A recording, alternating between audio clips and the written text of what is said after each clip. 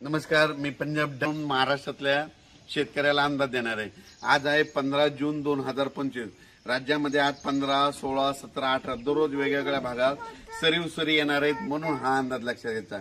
राज्यातल्या सर्व शेतकऱ्याला सांगू इच्छितो की ज्यांच्या जमिनीमध्ये ओल आहे, तुम्ही काय करा की जमिनीत पेरणीची तयारी करा। जमिनीत 1 फूट असेल तर तुम्ही पेरणीची तयारी करू शकता, म्हणून हे अंदाज लक्षात घ्यायचा।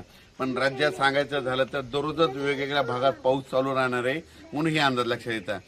सरी चालू राहणार आहेत, म्हणून सर्व शेतकऱ्यांनी सर्वदूर एखाद्या पाऊस पडणार नाही, पण भाग बदलत बऱ्याच ठिकाणी पाऊस चालूच राहणार आहे, म्हणून हा अंदाज लक्षात घ्यायचा। पूर्व विदर्भ, पश्चिम विदर्भ, दक्षिण महाराष्ट्र, उत्तर महाराष्ट्र, कोकणपट्टी, खानदेश, मराठवाडा या सगळ्या भागामध्ये वेगवेगळ्या भागामध्ये दररोजच पाऊस आहे।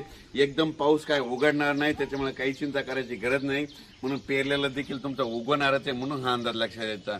आणि योगायोगानं आज मी नगरला जात असताना की मी काल लगेच याला बातमीमध्ये बघितले की वांजोळ्याच्या इथं वांजोळ्या या ठिकाणी वीज पडली, तर मुद्दामून या ठिकाणी भेट द्यायला आलं आणि पाहू शकता हे वीज अशी पडली त्या कळसाचा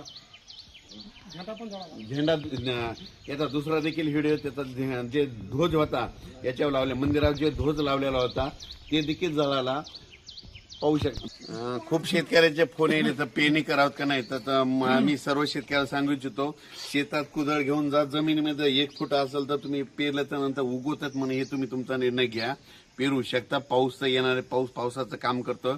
एकदम पाऊस असा उघडणार नाही, पण भाग बदलत पडणार, तर सरी येणार आहे, म्हणून हा अंदाज लक्षात घ्यायचा।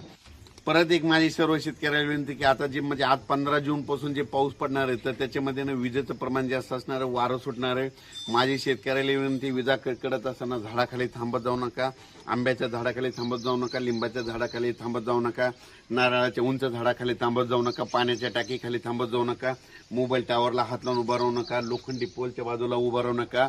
या भागावर जास्त विजा चमकत्या आणि पडतात देखील, म्हणून माझी सगळ्याला विनंती, विजा कडकडायला लागल्या, आपला जो मजूर आहे, आपला जो कामगार आहे, त्यांना म्हणायचं सरळ घरी जा आणि स्वतःचा जीव वाचव, असं करून तुम्ही तुमचं विजेपासून संरक्षण करायचं।